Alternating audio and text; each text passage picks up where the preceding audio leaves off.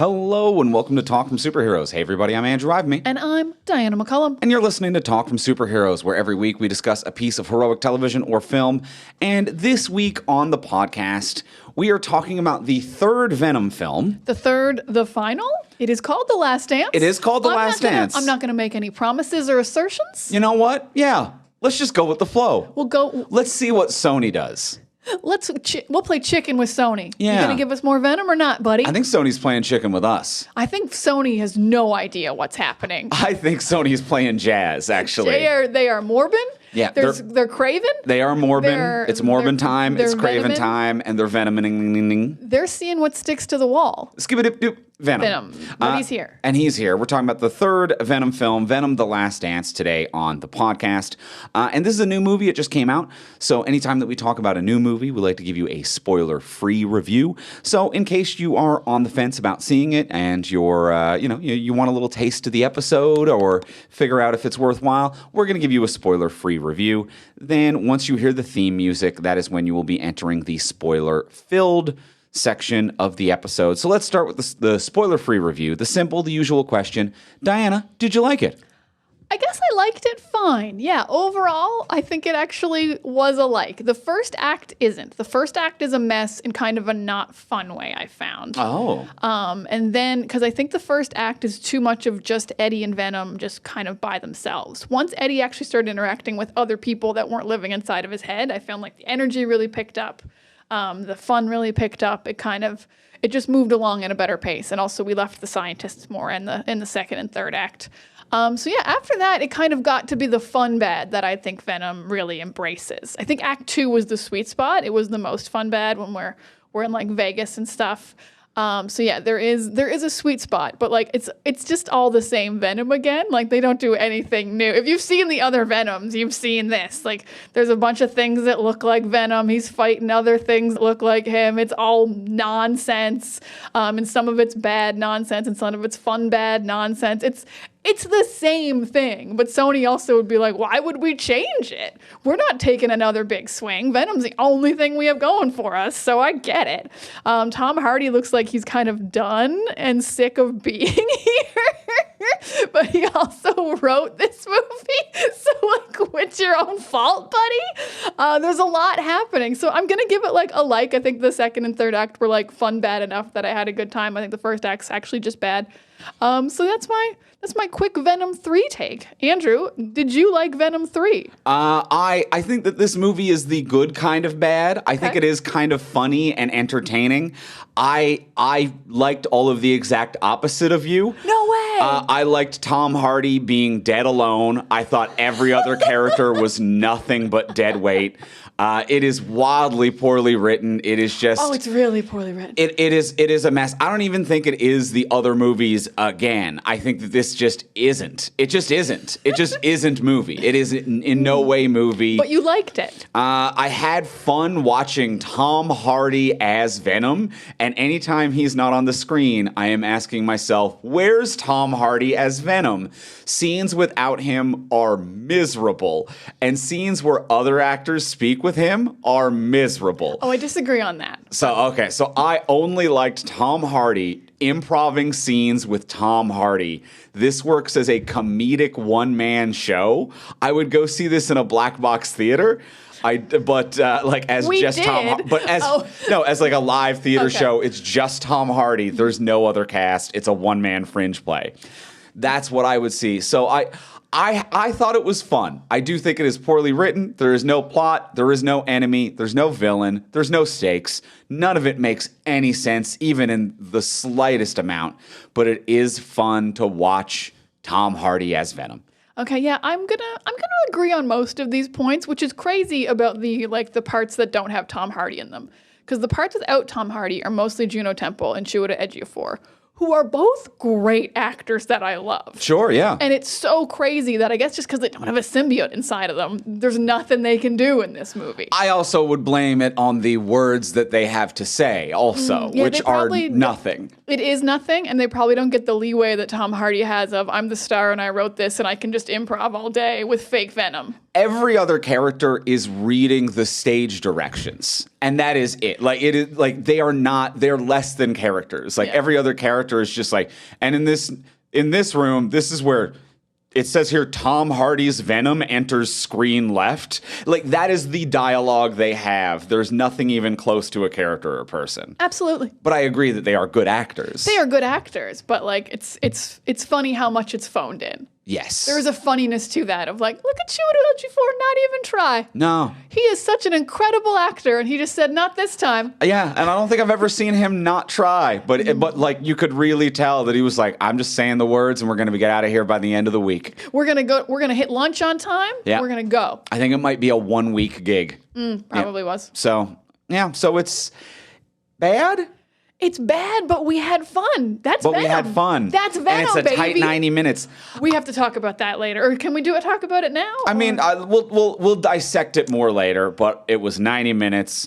It was the right kind of bad when it was bad. Mm-hmm. It was funny and not excruciatingly slow or painful. And when it was fun, it was sincerely fun at times. That's that's Venom. That's Venom. And can it be spoiled? Sure. Sure. That's also how I feel. Yeah, sure. It's Venom. It's Venom. It's Does anyone care? Does anyone Does anyone at the Venom theater? And it's all spoiler because it is all unpredictable nonsense of people just reading exposition. Yeah, so it's like it is just people listing Wikipedia stats about different MacGuffins, which you wouldn't know until that scene happens. But why would you know or care? Like it's just all a series of reading things. I'm actually going to go back and say that this movie can absolutely be spoiled because I absolutely would never have guessed, and I'm so glad I didn't know what Juno Temple's backstory was. And that's a real gift. Oh, God, that's funny. Yeah. So this movie can be spoiled. Some of the unintentional comedy is a true gift. So the comedy can be spoiled. So if you're going to see it, skip the rest of this until you've seen it. I agree with that. I've just changed my mind on what a spoiler can be. I love that. I love that. And now let's get into the episode. Let's talk about Venom, The Last Dance. Venom.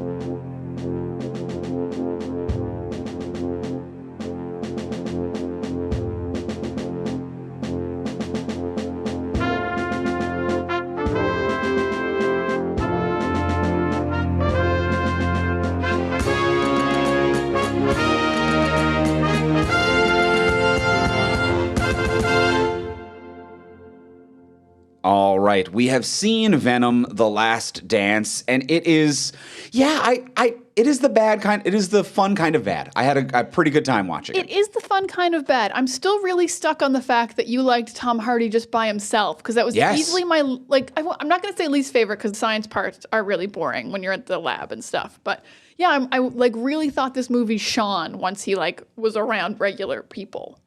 Oh, Because interesting. I found everything with him as Venom when he was just by himself. I was like, well, he's been through this. Nothing is real, even though he's overwhelmed a lot of the time. It's like, this is the life he's ascribed to now. None of this is crazy. But then he runs into a hippie family who makes him sing Major Tom, and I think that's funny. I like him dancing with Mrs. Chen. I think once he actually is in civilization, it's way funnier and better. I did like him dancing with Mrs. Chen. Ridiculous. There's going to be no debate from me on that. It is, frankly, a better musical sequence than the entirety of Joker Folie à Deux. They did do it better. They successfully did a villain musical number that was better and fun and higher production and looked better. In every regard, that 4 minutes of this film is a better villain musical than Joker Folie. Jokey. I keep calling it Jokey. We love calling it Jokey. Now, this brings me to an incredible realization. Because they did do a live sing-along of Major Tom, this might be just as much of a musical as Joker Folie à Deux. There's also a good chance of that as well. Because it's a way shorter movie, so the percentage of music might be the same. That's fucked up.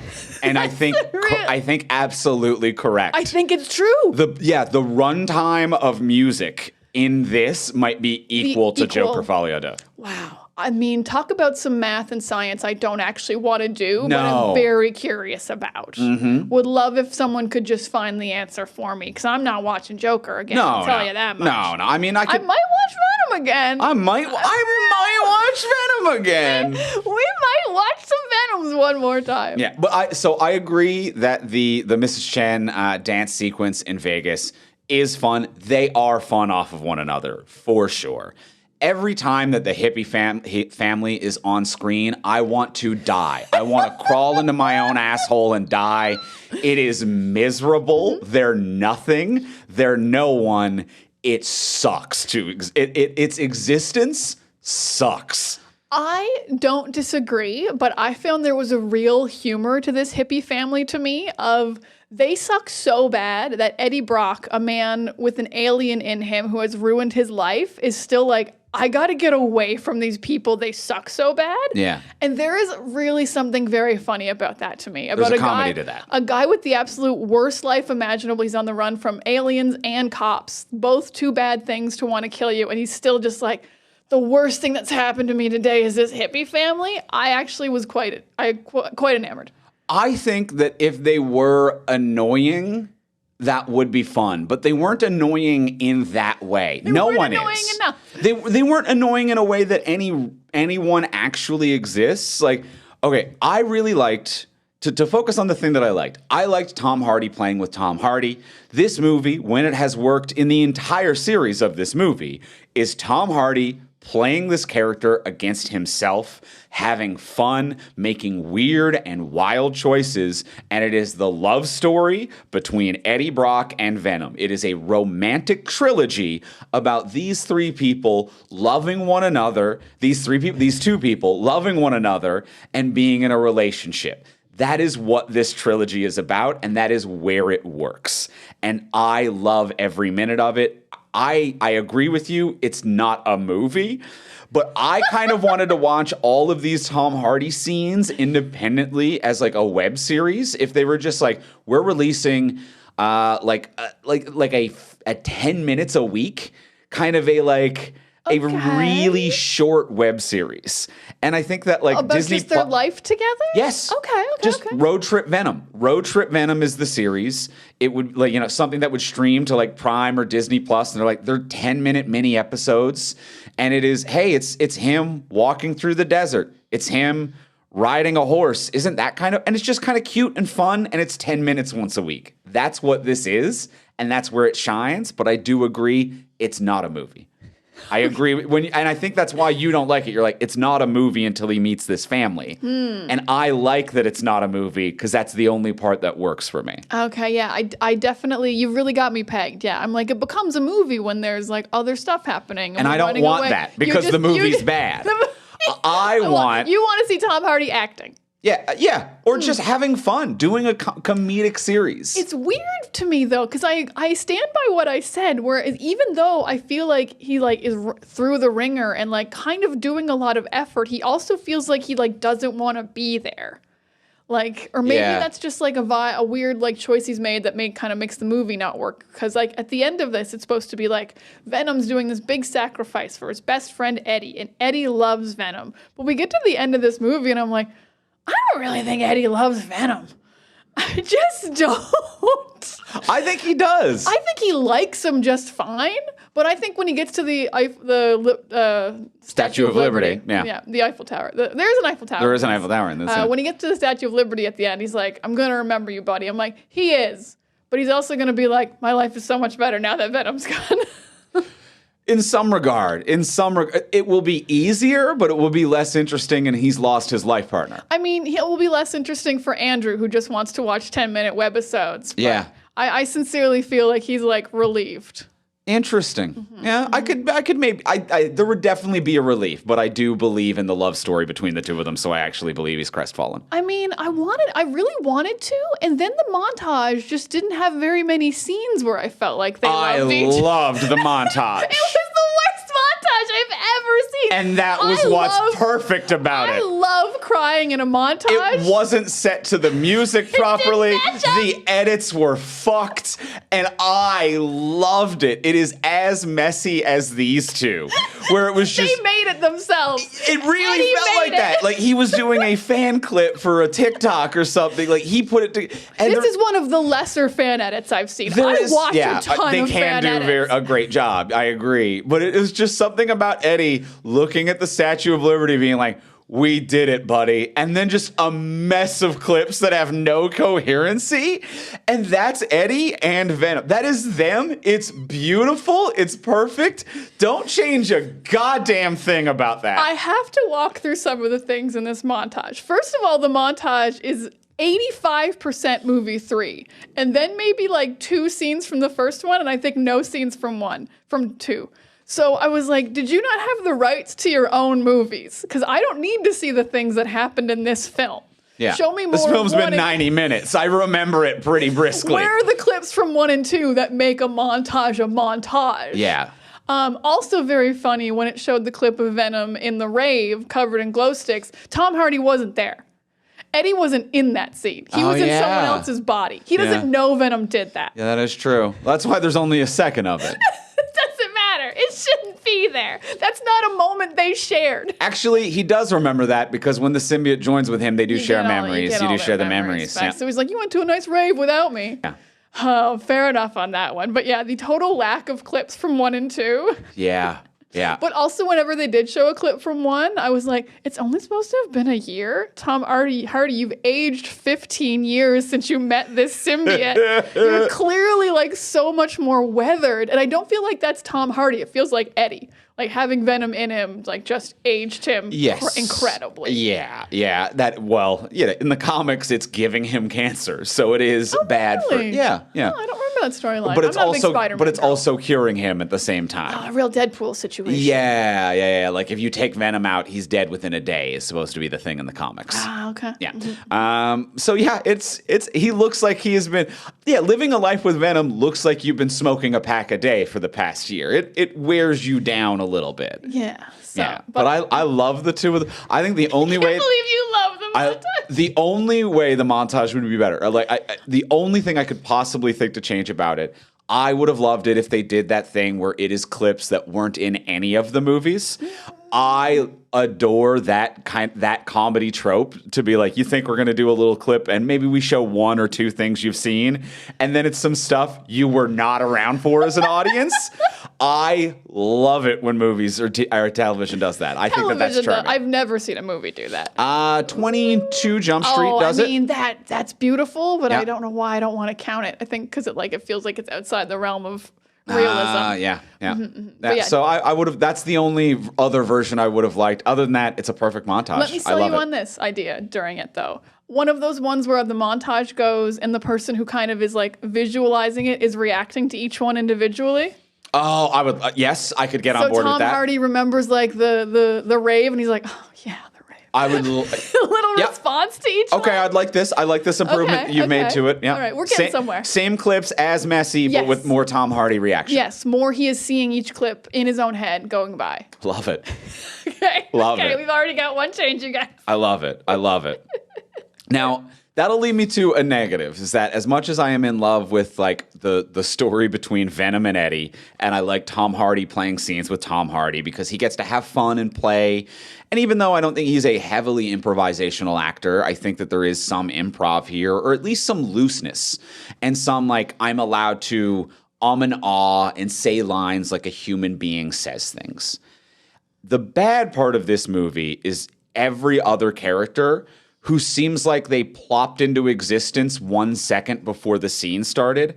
Like when we give other movies credit, one thing that we'll bring up a lot on this podcast is when the world feels lived in and it feels like characters have led a full and rich life before a scene started. Mm-hmm.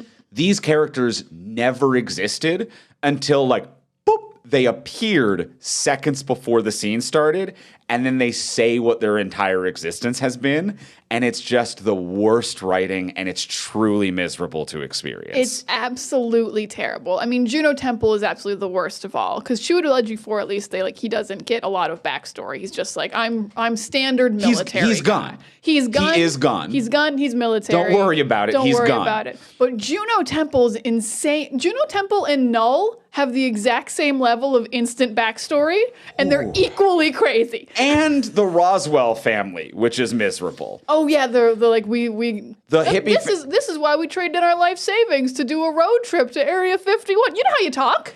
You know how you talk. You know how you talk at hour 10 of a road trip where like it's just been dead silence and you and your hippie family are there and yeah, just saying so much exposition. I'm like, I don't care.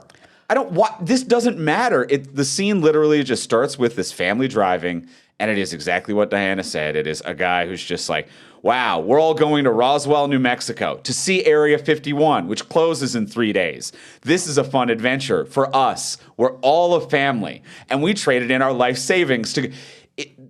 It's not how anyone talks. It sucks to listen to. It sucks. Here's the also extra bad thing about all of this exposition dump, because every character that isn't Venom, I agree, just does a big exposition dump as soon as you meet them. But for the most part, I would say 90% of the exposition has no payoff. Yes. So, for example, the hippie family is like, we traded in our life savings for this trip. And normally, if you have something like that, then maybe when you get to Vegas, Eddie gives them $1 million or something. Right. You have a family who like did him a kindness and now has no money. Normally it would be like, here's all my Vegas winnings. That doesn't happen. Nothing like that. Christmas tree ornament thing, not relevant, never comes up, isn't used in any way in the movie. The fact that her brother was killed by lightning is not relevant in any way. And also, I'm gonna roll my eyes so hard I die. Like, and also, it happened 30 years ago, it seemed. And it's the only reason There's so much to unpack here. Juno Temple's character, Dr. Payne. Dr. Payne.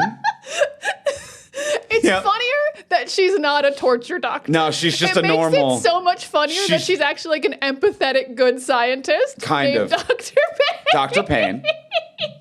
But she's also shitty for a while. At the same, she's not a villain. There's a point in the movie where I'm like, are you the villain? Like, I actually can't even tell what they're doing with her. They don't know who the villain is. They do not know. Dr. Payne. That's her name. That's her. Dr. Payne, played by Juno Temple.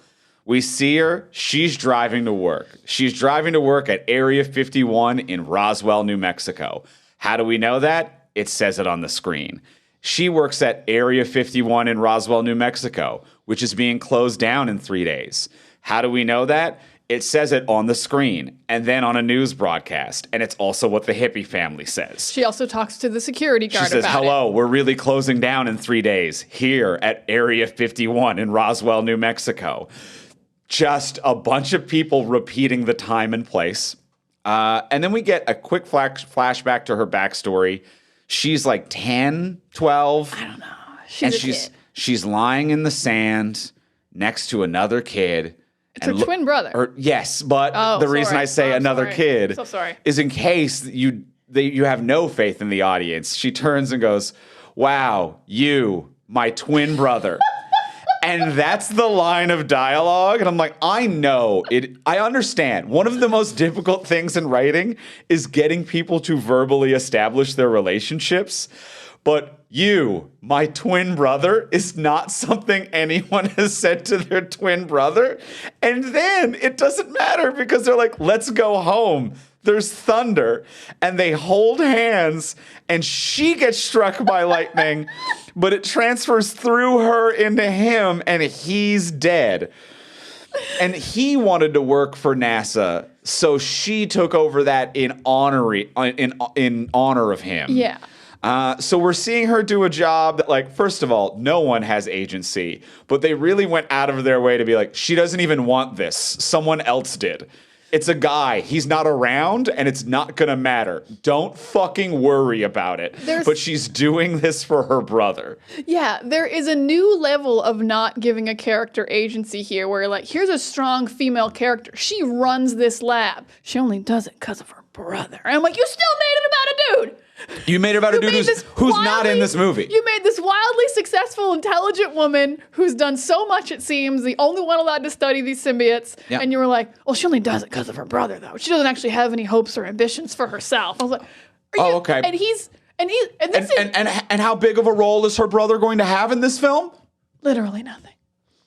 Literally. And like, that's not even like how they like defeat the bad guys or save the symbiotes. The lightning strike is nothing. It is nothing. It is less than nothing. Not even some kind of like, because it feels like it's going to be some kind of like Guardians of the Galaxy thing of like, oh, you can transfer energy through people and then it hurts you less.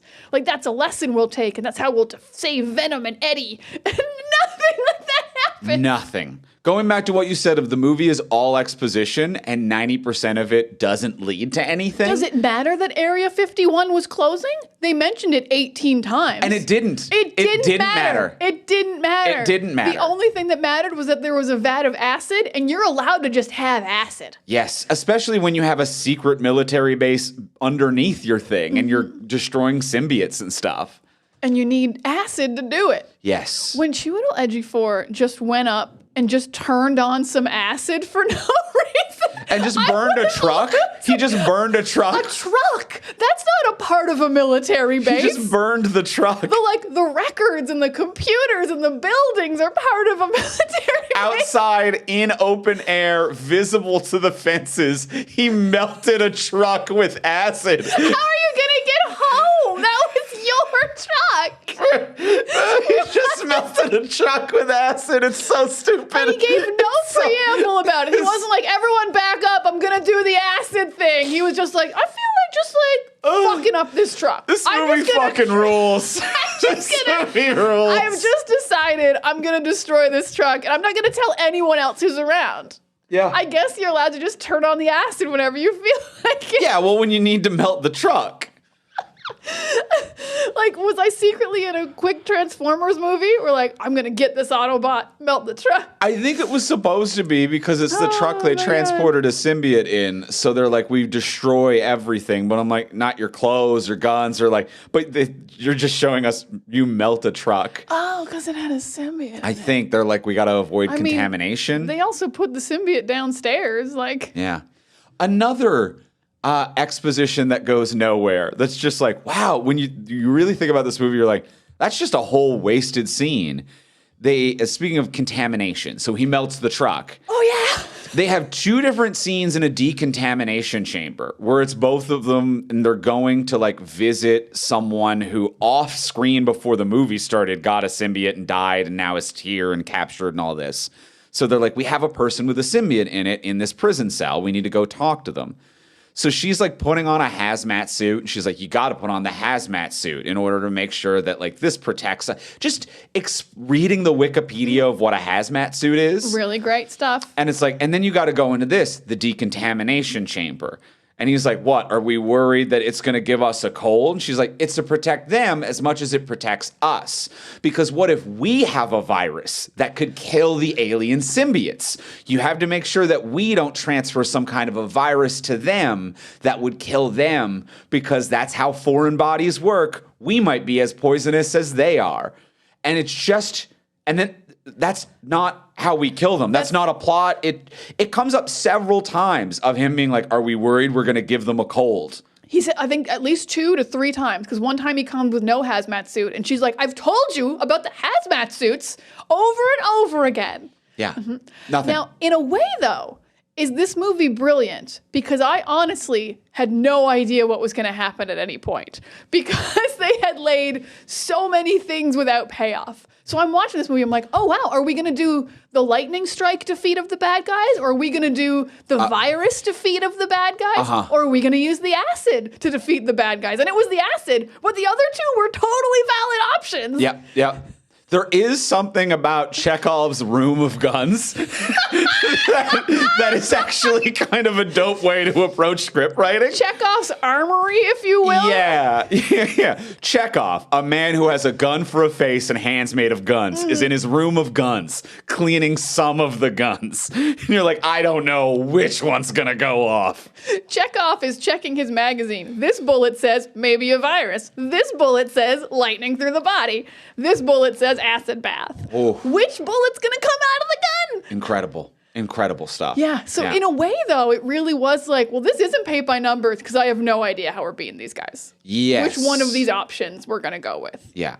It's yes. Which I don't think is intentional. It's not intentional. It's not intentional. Because a lot of the times it really felt like they were just killing time. Because this movie's almost too short. Yeah. Well, this is why I think that it is 4 good 10-minute webisodes of just a silly journey through the desert. It is, but so many times they're in like the lab, and these scenes are so slow, and characters are even talking slow, and there's this extra exposition. I'm like, you didn't have enough story.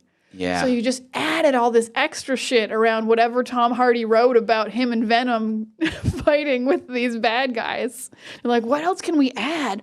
Hazmat suit scenes? 3 hazmat suit scenes. Copy and paste the Wikipedia of how a decontamination room works. Put it in the dialogue. Every second line from the Wikipedia, cut characters. Then the other character says 2 things. Then the other character says 2 things. What's the description of Area 51? Copy and paste it into the fucking script. Take it from online, copy and paste it. Mention 8 more times we're shutting down.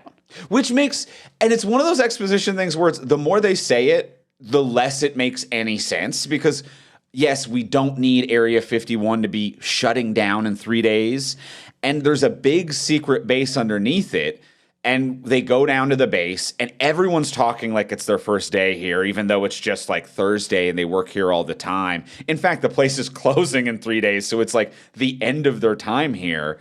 They could be reflecting on it, but instead, Dr. Payne is coming down in an elevator with the military man who is Gunn.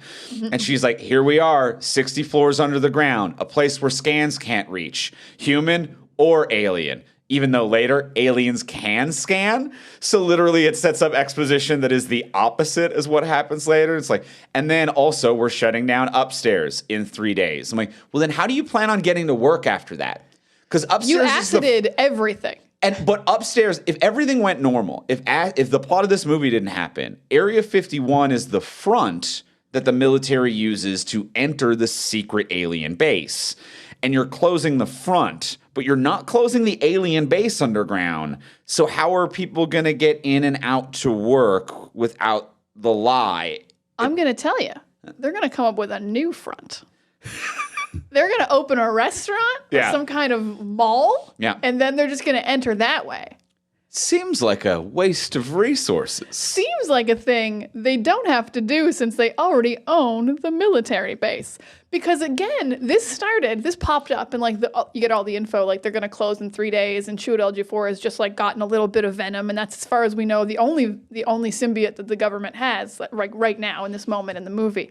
So when that came up, I was like, oh. So they're desperate to prove aliens exist because they're getting shut down.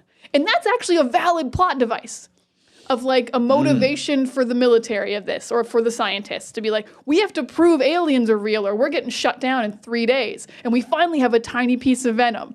But no, they just have so many aliens. They have 7 full symbiotes. They have 7 full symbiotes. That's not what this is about at all. And to me, that was the only reason to introduce we're getting closed in 3 days plot line. Like, it's a very, like, dodgeball average Joe's needs $20,000 or we're getting shut down. We need a piece of symbiote or we're getting shut down. Yeah. But it's not what anything's doing. No, it's not. And also, the villain's not in this movie. He is. He opens this movie. He bookends the movie. Is it Null or Canal? The K is silent, I assume? The K is silent. It's Null. It's Null. It's Null, but K-N-U-L-L, but Null. But Null. Yes, this is the most abrupt beginning to a film I've ever seen. I would say the first entire act kind of has this weird abrupt editing, actually. The movie just starts in the middle of, I'm going to describe it as a Final Fantasy cutscene. Null looks like Sephiroth. He looks like and it's a purely CGI world. It is a video game cutscene. Yeah, he looks like a video game, and he feels like did we enter mid-sentence? Yeah. He was like talking, and then it just starts, and he's like, and the battle was over, and I was defeated by my symbiotes, and I'm just like, did we miss 5 minutes? And I was imprisoned by them, but one of them has the codec, and the codec is actually a key that opens me, Null, the man who has been imprisoned. And I also have these other creatures, the Xenoblades, and the Xenoblades are also related to the symbiotes, but the symbiotes are the ones who imprisoned me, but they were my army, but the codec is the thing that they carry that will allow me to get out. And now I am sending my Xeno army after the codec, and it's in one symbiote somewhere. I think it's Earth. His name is Venom. Let's go have a look, shall we? And it's just who are you? Who are you? Who are you? You are talking like we just watched a whole Null movie. Yeah. And not in that fun way like that like Thor 3 opens. Like, I bet you're wondering how I ended up in this position. No self-awareness. No self-awareness. No, like, isn't it funny that I'm Null and I'm the bad guy and I won't be appearing in this movie? Once again, a real copy and paste job of someone being like, let's open the Marvel description of who Null is, Oh, copy that's and who paste Null it. is. Okay. He is going to say the description that Marvel.com gives for Null. Mm-hmm. And that's the history. I will segue this into a positive, though. Lay it on me. Null is nothing. Null at the beginning and the he's end is absolutely nothing. not. Well, he doesn't show up. He If you never haven't breaks seen out this of his movie, prison. He doesn't get out. Yeah, he doesn't get out. He's been nulled. But the positive is his monsters, the Xenoblades. Is that what you call them? Something. They're not on IMDb because they're not people. Yes, they're the Xeno somethings. They're the Xeno somethings. This design fucking slaps. It rules. The wood chipper mouth is haunting. Yes. The rest of it is kind of just like, clackety spider kind of stuff. But the way that the Xenoblades eat people and then the blood comes out from the back of their head as mist is awesome. Yes. Genuinely so cool. And so cool, and like it seems like it is a concept that is designed around eating symbiotes. Because it seems like you gotta make them real small. Well, no, it seems like it is designed on separating the organic mass from liquid. Like it is designed to eat the host and then spit out a symbiote from its back. Like Makes it's sense. meant to eject the symbiote from its host. But when you eat just a regular human, you just get blood mist. So cool. So cool. And It's a little it eats bit you so fast. It's a little bit the bugs from Starship Troopers, but with a crazy Gatling gun mouth or whatever the hell. Way faster, way more dangerous. Yeah. Like these were, as soon as they started, and also the way their bodies like re-put themselves back together every time they got killed was actually looked pretty good. Great visual effects on this bug. I don't know who really loved this bug, but way to go. You came up with a new bug. And for a movie with one thing, like you have to get it right. Because Null's not here. Yes, Null's not. We have no other villain. We haven't designed Null. There's not even a variety of bugs. Like a lot of movies would do the here's one, and then we're also going to introduce like the flying variant, the tank one, the really fast one. So there's a different series of threats. This movie's like, it is bug. There's one of them. We designed it really well. Later there'll be 6 of them, but they're all identical. Don't even worry about it. Fine. You nailed it. You nailed it in one. Stick with this one awesome bug. It rules. I'm really happy with the one bug. Yeah, it's shocking for a movie this not good to be like, how'd you nail this bug? Like, this is the moment where I was like, oh, you almost were R. Because this movie ended up being PG-13, and you can tell where a couple swears were deleted. Because you're like, you said shit in the trailer. You did say shit in the trailer. You didn't say shit right now. You can see the seams of the R rating. Of a studio panically trying to get rid of the R rating because they're worried it's not going to make enough money. Yeah. Now, do you think that was I guess they would have had to edit this a while ago. I'm like, is that because of Joker being R? But it's probably I don't know. Maybe we just wanted more people there. And it's that Deadpool and Wolverine was R, and that made an absolute submarine full of money. A submarine full of money. I decided to go off the beaten path. Wow, no one's used that. No one's talking about submarines full of money. That transportation device in this phrase before. It's not a particularly efficient way of getting money around. I mean, it's really gonna not be robbed though. Yeah. Good way to keep money. Yeah. Or I'm not robbing a submarine. One of the coolest heists imaginable as well. You got to consider that. The submarine heist. We'll talk later. But yeah, you can feel the panic. What I found also really surprising about the R rating of this, or the lack of R rating, and you can feel the edits getting around it, is that you're allowed to, in a PG movie, have one fuck. Mm-hmm. One use of the word fuck. And normally movies are like, we gotta get it right. Like it's gonna be it's gonna hit. We're gonna use that. When we use it, we're gonna put everything around it. And in this movie, the one fuck they use is from Rhys Ifans' hippie character. And he says it off screen. Yeah. It's a close-up of his chest. You don't see his face and mouth. And you just hear him go, fuck. And it's just a real wasted fart of a fuck. Well, this is what's confusing to me, because that wasn't the only fuck. Wasn't and I thought it? you only get one. Because Maybe you're allowed a second if you can't see their face and lips? maybe because the one I was thinking of was a different one where you also can't see their face, where Chiwetel Ejiofor is running away and he's like, this is motherfucking bullshit or something. Because there was a motherfucking for sure. Really? Yes. I did not hear that. But it was like, again, mumbled, not the face. It wasn't like, this is the This is moment. the fuck of the movie. Yeah. Yeah, none of them. And like, how does Venom not get the fuck of the movie? Yeah, that's bullshit. Like, it absolutely should have been as soon as the giant creature shows up on that plane. Ah, fuck. That's funny. Yeah, that's funny. Good. That's funny. Even the when he shit said in the shit. trailer is funny, but instead it's just like it's weirdly chopped up in the actual theatrical release where it's like movement doesn't make sense. It kind of jumps a few seconds at a time. Yeah, he's the like, edit's He's like, weird. oh, and then they're just kind of in a different place, continuing sounds. It doesn't make It sense. felt like the trailer for The Mummy that had some of the sounds missing. Yeah. All of them, except for Tom Cruise Yeah. screaming. Yeah, it felt like that. So yeah, that was so there. I think there was a weird number of fucks, Yeah. but I think none of them were straight on, and maybe that's how you're allowed to have more than one. Maybe. Yeah. Speaking of Rhys Ifan, he can't be here. Yeah. He's the lizard. Chiwetel Ejiofor shouldn't be here either. I know he's in Doctor He's Strange. Mordo. He's Mordo? Yeah. Rhys Ifan was in No Way Home. Yeah.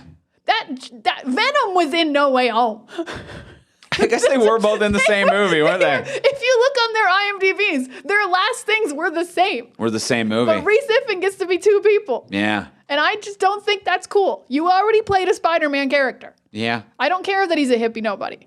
That's a weird multiverse to be like, who am I in your multiverse, Venom? He's like, some weird hippie. You blinked into existence right before the scene started, which is crazy. Maybe that's part of Doctor Strange's spell. Maybe Andrew Garfield's universe doesn't even exist anymore. Yeah. And they all just got sent out to the multiverse. Sent out to random places. Yeah. I imagine that actual Eddie Brock, the character, walks around this world and anyone who's just out of sight doesn't, like, he's hearing, boop, like, he's hearing them. He knows that the world is being built around him as he walks through it. It's a Truman Show Matrix style kind of existence he's living in. It's miserable. I believe that to be true. Yeah. Yeah. I mean, like, Mrs. Chen just appears in Vegas.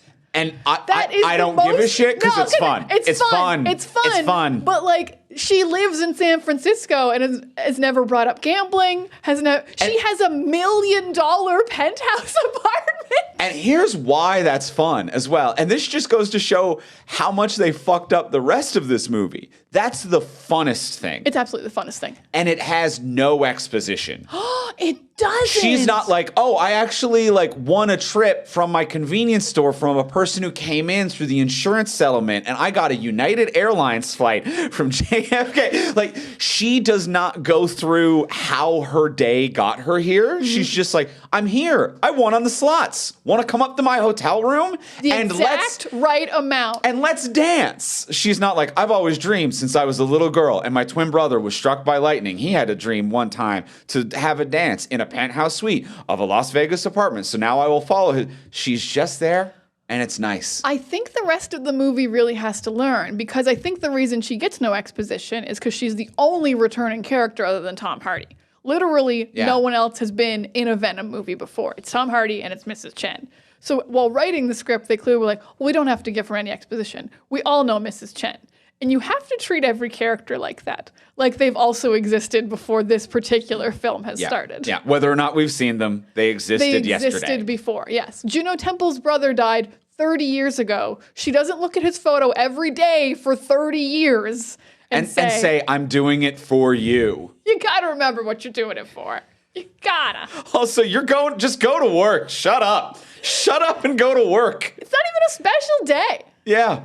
It's 3 days to closing. It's not even like the Not even the closing last day. day. Doesn't make any sense. Doesn't make any sense. Yeah. And also, her character, Dr. Payne. So what I was mentioning before, I'm going to keep saying the name until you stop laughing. I got to remind you. So I'm going to keep milking this as an easy and cheap laugh. I hope Choodle has a fun name too. I haven't even checked what It's his Gun. was. He's Gun. It's not Gun. No, he's Gun. What's his name? Rex. Rex is not bad. Rex is not far off from Gun. His name's Damage. His name is Damage. Collateral, yeah. So Rex and Pain. But Pain, they don't even know who the villain is.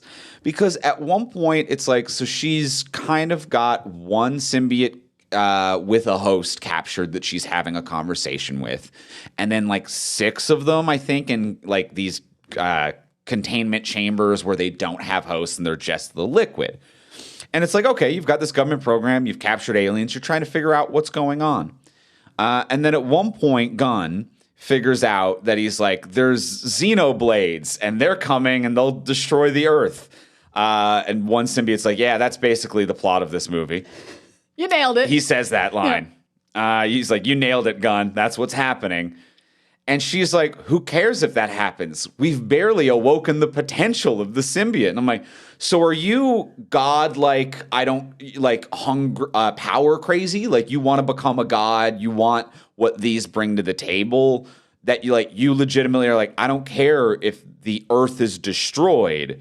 I need to study these until I unlock their secrets. Like, are you crazy? Yeah. No, that was that was implied. Not even power hungry, but just so desperate for knowledge, maybe. That she's okay with the world burning. Yeah. She definitely seemed okay with the world burning as long as she got to study shit. Yeah, and then Gunn was like, it says like, fuck this shit. No, I'm ending this now. Okay, man. And you're both also kind of the good guy during the final scene. I don't really know what your arcs are supposed to be. They don't have one because she would have Gunn shows up and he's like, all right, so apparently if we kill Eddie Brock, it saves the whole world. And she's like, oh, you probably shouldn't though. And he's like, no, but I'm gonna.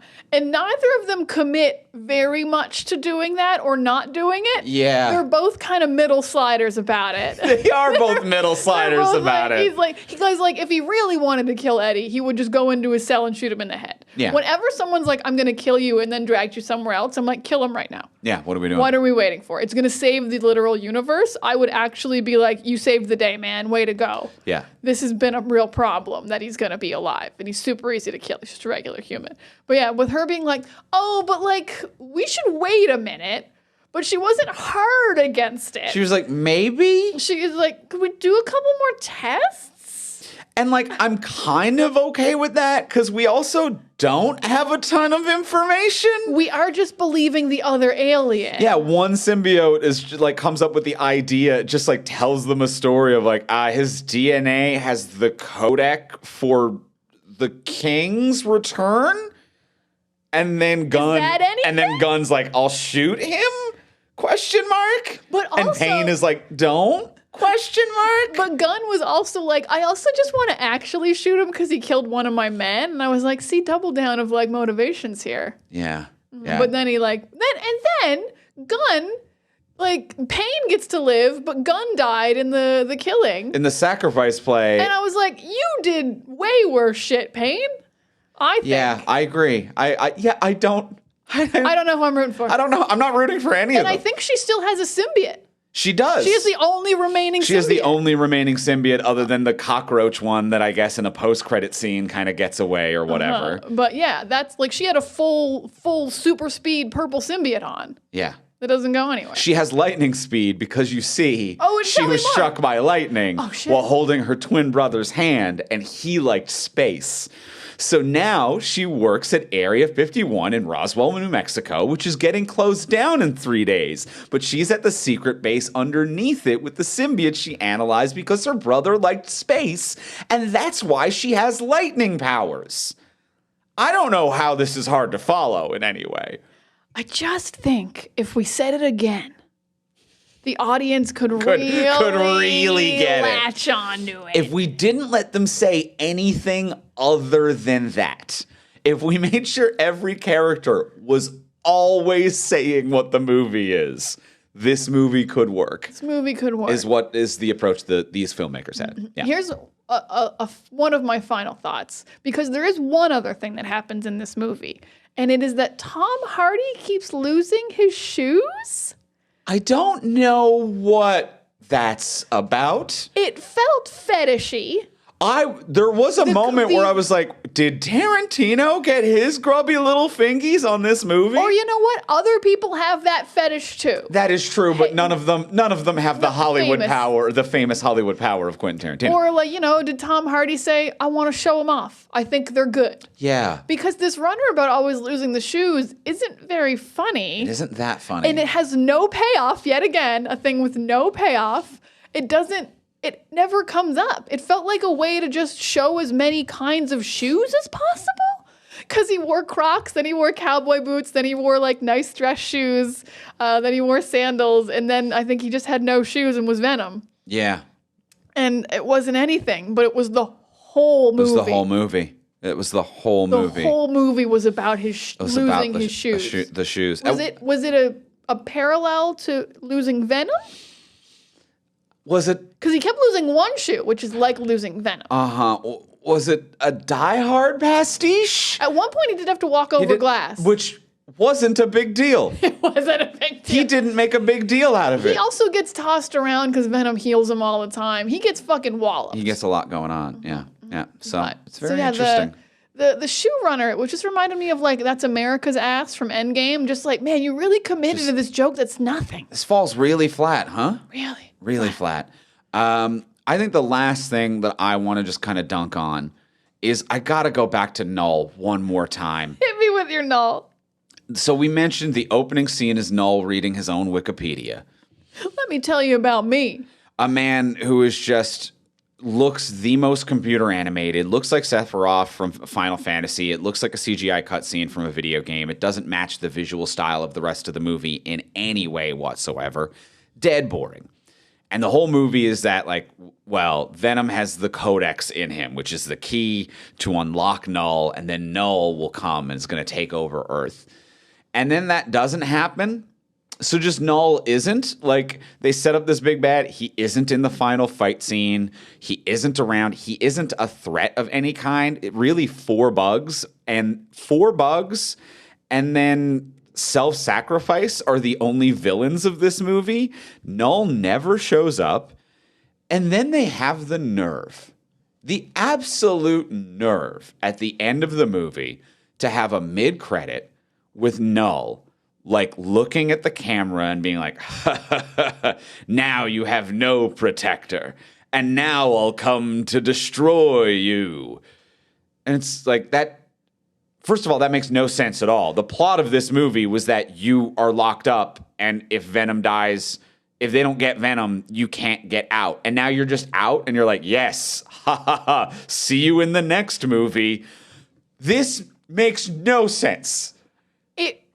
You, sir, suck. And this also makes no sense. This makes no sense in the way, though, that we always complain about immortal villains. We're like, it was actually all part of my plan. Like, real Vandal Savage, real Ra's al Ghul, they love being like, losing was part of it. Null's falling in there with them. But I completely, like, why would I be excited or care unless it's like, is it one of those weird locks where, like, if you break the key, the lock just opens? Like, if you, like, smash a keyboard with a gun or something, and you're like, and then the door opened. The key's been destroyed, so now he's free. Smashing a keyboard with a gun is very funny, yeah. Which is kind of what happened, yeah. Yeah. Yeah, they used a gun. They killed the Absolutely. They killed the key. It works. Mm-hmm. So maybe he is out because the key's gone? But for a movie so obsessed with exposition, to have nothing there, to be like, the opening narration of the movie is, I cannot get out unless I capture Venom. And if Venom dies, the key is lost and I never get out. And then Venom dies and the movie ends with him going, well, I'm out. Crazy, huh? Here I come. Well, you know what? People just aren't going to go to Venom 4 if it doesn't make sense, though. So they should know that. They should know that we care. Why are they even setting up a Venom 4? Fuck right off. You're not doing... It was called The Last Dance. Tom Hardy is visibly tired. Don't fucking lie to me. Morbius is going to fight Null. And the Vulture will be there? Remember when Vulture... What's at the end of Morbius? And Michael Keaton has no idea what's happening. Michael Keaton's check cleared, and that's all he cared about. And then he didn't have to do more, too. He didn't have to do any of it. It's good to be Michael Keaton. It's good to be Instead, Michael he did Keaton. Beetlejuice, too, which was good. Which was the right choice. The right choice. Oh, my God. They didn't connect it to Morb or Craven. Or Spider-Man, or Madam Web. Madam Web. She has powers. She has powers. She has actual legit powers. The Sony Villainverse has not managed to connect any of their movies for whatever thing they're trying to limp into the game with here. Oh, they are limping, aren't they? They are limping. I remembered, I know I said no was the last thing. Oh, you can have one more. The shadowy, not shield agency that goes nowhere. Remember? Oh yeah, who gave him directions that he was allowed to take over? Because they're giving the fuck orders, was that? and it was visibly the exact room that Nick Fury operates in the first Avengers movie. Yeah, the shadowy and that room made the one big screens long screen. everywhere, that also comes up in Winter Soldier. And I'm like, you're doing Shield, but you can't legally call it Shield. But I was like, surely we're gonna pay this off in some regard later. This actor, whoever this is going to turn around and be like, "Whoa, it's you? You're he? Whoa! Robert Downey Jr. as Doom? As Nick Fury? Whatever. Hasselhoff as Fury. Bring him back. Do something stupid with it." But it was just. It just didn't go anywhere. It was just one more gun. Chekhov's armory is overflowing. Guns are spilling out. The whole plot of this movie was set forth and continued by 4 dudes we never meet or get to know. It is shadowy government figure Null and Payne's brother. Yeah. 3 dudes. 3 dudes. 3 random, unknown dudes are the whole plot to this movie. Boo. Well... No, I have one more. I'm sorry. You got 2 please. finals. No, I get a final. You're right. We didn't talk enough about this. We touched on it briefly. I just need listeners to know, in case they haven't seen the movie yet, and you've looked up things online about it, please don't think this movie is an hour and 50 minutes long, as listed on the internet for some reason. This movie is exactly 90 minutes, and it was very confusing. Yeah, it's 20 minutes it's 1/5 credits. I mean, I guess we didn't stay that long. It's crazy if there's 20 minutes of credits. Yeah. I don't know what kind of fonts they're using, how deeply spaced Big the letter. font, double space it. They're trying to pad the time for some reason. I guess, but like the final fight ended, and we both knew what time we should have been getting out of the theater. And we looked at our watches and we're like, 20 minutes left. So I'm like, I guess Null is coming, maybe. Like, I guess Venom's not dead. It's going to be one of those, like, twist fights. But then they just have the montage, and the movie ends, and we're like, that was literally 90 minutes. I've never had this happen before. Yeah. Where a movie was 20 minutes shorter than listed. And like, I love it. I'm not complaining. Venom movies should be 90 minutes. Yes, of course. All the Sony movies, for all of their incredible flaws, they're a tight 90. And no, Madam Web was 2. Oh, fuck you, Madam Web. But the Venom movies are a tight 90, and even Morbin Time, I think, was a pretty close to a tight 90. Yeah. Get us in and out. Yeah. You gotta get, so don't be fooled by what the internet's runtime. Full of lies, and I don't know if AI is to blame for this one or. Nope, it's 1/5 credits. It's a tight 90 minutes of actual movie, and it may have more music than Joker Folia does. 1/5 credits. It's 1/5 music. You know what? It's 1/5 boys who don't do anything. The Venom series as well also has the original song from Eminem. Legitimately has contributed more music than Joker Folia does. They don't play that song here, which is a real missed opportunity. It's a real fucking missed opportunity. They do have an original song called The Last Dance playing at the end. So they have original music. They have full dance sequences and original music? Are you shitting me, Joker Folia? You just got fucking owned. Honestly, yes. You just got Venom, Joker Folia, dude. Skipping it to Venom. Tom Hardy wasn't even trying and did a better superhero musical than you. Villain musical, even. A villain musical. Yeah. Love it. Love that for you, Tom Hardy. Well, let's go in for the close. Let's ask the final question of what would you change? So now that we've discussed everything we've discussed, what would you change about this movie if you could change anything? Before we do ask that final question, we do want to take a moment to thank our friends over at Anthrodesk for sending us their standing desk workstation. It is lovely. It's what we're recording on right now. We're recording on it right now, and guys, this isn't even the only Anthrodesk we own. We're kind of fans. Yeah, we are. We're fans. We're fans. They're fantastic sit-stand desks that are wildly customizable. You can get different tabletop options. You can get oak, beech, walnut. So different coloring, different sizing. You can also get different styles of motor and memorization for the sit-stand. You can get a manual crank option, which is great because it's rated for more weight as well. Mm-hmm. So if you need a more industrial option, that is fantastic.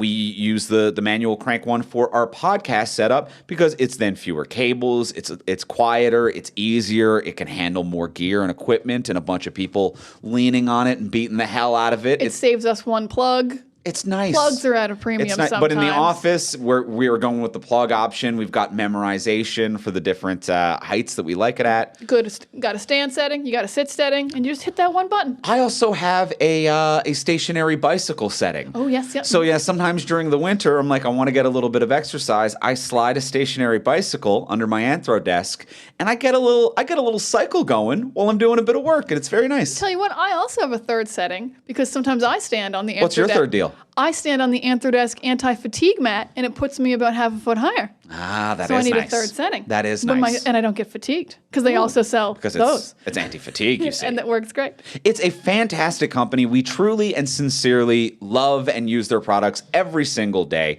So you're going to want to check them out and get your own. So visit anthrodesk.com or anthrodesk.ca if you're in Canada like us, and get your own today. And thank you, Anthrodesk, for hooking us up. We really love your products and appreciate you. We think they're great. And as well, before we get into our final question, we'll remind you, as we do every week, please take a moment to rate, review, and subscribe on iTunes, Apple Podcasts, Spotify, Podcast Addict, wherever you get your podcasts. It helps us move up the charts. It helps us find new listeners. And it's just really nice. And it warms our hearts. And it's a free way to support the podcast. It's free, and you can write anything you want. Hopefully something nice, but write in a misleading Chekhov's gun entry. Oh, yeah. Just some exposition. Can you write us some exposition? Chekhov's armory. Yeah, Chekhov's multiple guns. Add to the armory for us. Add to the lore of how Chekhov is just ruining it. So do that over there. And if you do want to support us monetarily, you can do that over on our Patreon page, which is a monthly subscription service. You can subscribe at whatever level is in your budget, get different cool bonuses for doing so. At the $1 level, you can get our webcomic early. At the $3 level, you can get these episodes early and ad-free. At the $10 level, you get exclusive episodes every single month, which is fantastic. This month, we did Hellboy the Crooked Man. That was a journey. It was, wasn't it? If you haven't heard of this, it was supposed to go to theaters and went straight to video. So we were very curious. So we had to know why. We have to look into these things for you. This is the sacrifice we make. Yeah, and with the and with the $10 level, you get that episode and a whole back catalog of the exclusive bonuses. Also, I mentioned the $3 level early and ad free. You could have been listening to this on Friday and determined whether or not you wanted to go see Venom in theaters this weekend. And also, every level gets everything underneath it. So if you're at the $10 level, you get the $3 stuff. It's a party. And it adds. Yeah, there's lots of options depending on what's going on with your budget, and you can always cancel or change your level on any given month, so you're not locked in. So if you've got $10 to spare this month, get on in there, listen to some bonus episodes. Your budget changes next month, cancel. Don't sweat it. Don't even stress yourself. Take care of you. Take care of your life. Be happy, healthy, and wonderful. And if you got a little extra, come our way by heading over to patreon.com/fromsuperheroes. That is patreon.com/fromsuperheroes. And now, let's go in for the close. Let's ask the final question of what would you change? Diana, what would you change about this movie if you could change anything? I think my change will be controversial because you will not like it. Not even not like it, but it won't be your favorite of my changes. So my change is going to mostly be to Juno Temple. So Juno Temple. Pain. Dr. Payne. To Dr. Payne. So instead of her brother died when she was, I actually love this lightning brother thing. It's so dumb, but I'm going to change it to make the plot work a little better. So her brother didn't die when she was a kid. He was killed when the symbiotes landed on Earth. It caused a lightning storm, and they were together at the time, and the lightning of the symbiotes landing is what hit them. and he died still, but she got a psychic link to the symbiotes, even though she doesn't have one. And she can understand the symbiotes a little bit better now. So she was struck by lightning of their alien like pods landing. And so now she's kind of connected to them, but she doesn't have her own symbiote. She's in this weird flux area. So she does understand that like Null's coming, what the codex is. So she's actually going to be trying to help Eddie because, as I said, I actually don't really like his scenes alone very much. I think it's way more fun when you have someone who's like, I'm just a normal person and he's venoming out. I think it's so much funnier. So I'm going to have her kind of like, it's not a love interest because Venom's love interest. She is just going to have more agency and be like, no, I hear them and I'm going to help you because I know that the whole planet's in danger. And I also think she's a really good comedic actor. And if she had a single scene with Tom Hardy, it would probably fucking explode. And she doesn't have any funny scenes and she's so talented. So I'm like, I think if you actually had full scenes with Tom Hardy, they would rock.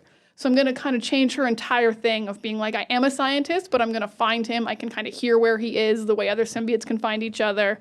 And she's just kind of more locked in on the story in that way. And I don't really care anything about her brother, but it kind of, I'll find some way to make it parallel with the way Venom dies of like, my twin died, and that's half of you. Like, it's like your symbiote dying. They can bond over that, her and Tom Hardy. So that's my biggest change. I want her to do more, have more agency, and be funnier. Andrew, what would you change? I can actually get on board with this. I can get on board with this as much as like the movie as is. I hated everything that wasn't Tom Hardy, but obviously, You like Mrs. Chet? I do like Mrs. Chet. I do like Mrs. Chet. But what you're describing, I'm like, yeah, I think that's fun and works. I could get on board with that. I agree that Juno Temple is a very talented performer and could be doing a lot more here and doing a lot more with comedy. So yeah, I like that a lot. And as it is, I think that the twin thing is funny, and I don't think it's meant to be. I don't think it's meant to be. But it's still like it can be funny and still be thematically relevant. Yes. Of losing half of yourself. Yeah. I think my big change, and this might be a dark one, but it would, I think, add some drama to this movie better than the hippie family going to Roswell or whatever the hell. If we're looking for an emotional core for this movie, to steal something from the comics, I think Eddie Brock should be dying of cancer. And even when they separate him and he's like, this is the worst hangover I've ever had, I was like, oh, are they going there to be like, you're literally going to die without your partner, but also your partner was killing you. So to be like, yeah, you have cancer from a bunch of cosmic radiation. The symbiote is keeping you alive, but without the symbiote, you will die. And I think that like for a movie that has been about, for a movie franchise that has been about, let's face it, their queer relationship together, as much as Sony only kind of is okay with that. They don't want to fully lean into it. They're a bit uncomfortable with it. And I'm like, get on board or get out of the Venom business, Sony. Sony wants us to say it, but they'll never say it. Yes, yeah. So I'm like, come on now, Sony. But for a movie that is about them kind of living together, being together, and then I think like dying when they're apart as well. And I think that it would be like, Eddie Brock then not having the Venom symbiote and like going to see the Statue of Liberty and like thinking about the time that he had with the person he loved as he's dying Also without dying. them. I think that actually would add an emotional core to this movie of a man who's kind of like going on one last road trip with the person that he loves. So I think that, like, yeah, lean into the romance that they have and maybe take the cancer storyline from the comic books, and that could actually add the emotional core, I think, way more than meeting a random hippie kid who doesn't think that aliens are real / is scared of them. Yeah. I'm torn on this because I think it makes a better story. I think it has a good emotional core. It is very similar to Thor 4 for what Jane did. Oh, interesting. And Null is kind of pretty close looking to what Christian Bale was doing. Just this like those shadowy- characters are actually related in the comics, they or not kinda like were. related, but like the God Killer sword is supposed to be Null's weapon. Yeah, but somehow so- Marvel got the rights to a sword. I don't know what the fuck that is about, but I see that they might want to avoid some comparisons there. Yeah. 'Cause, yeah, it was very similar to Jane. You know, she had cancer. She gets better with the hammer. Yep. Dies without it. I could see. But it is a good story. And it's very different than her story because her story was very much about her, but yours is like the journey of a couple. Yeah. dying together. Yeah, it should be closer to a Thelma and Louise than whatever this is. Yeah. Yeah, Thelma and Louise. I was thinking that like the third episode of Last of Us. Yeah. Nick off. Yeah, Just like yeah. we're both gonna go together. Yeah. Yeah. I think that should be where it's at. I like it. All right. I like it. All right. I think it might be too similar to Thor 4. If Thor 4 didn't exist, I'd be 100% on board. I get that. And I think it might be just a little dark for what they're willing to do with If this movie. this was the R-rated version with all the swears, Yeah. Yeah. You could do That swears. Yeah. Anyway, that will do it for us for this week for Venom: The Last Dance. Next week, we are going to be back and we are going to be talking about Agatha All Along. So we'll be talking about that next week. That episode will be released on Monday, November 4th. But if you want, you can hear us talk about it live because on November 2nd, we are going to be doing Extra Life Game Day, which is a 24-hour live streaming event that we are hosting. All of the money, it is raising money for Children's Miracle Network of Hospitals, which is a fantastic cause. We have a bunch of we have over $1,000 of prizes that we are giving away. Anyone who donates more than $20, you get entered into a randomized prize draw that we'll be drawing live on the stream.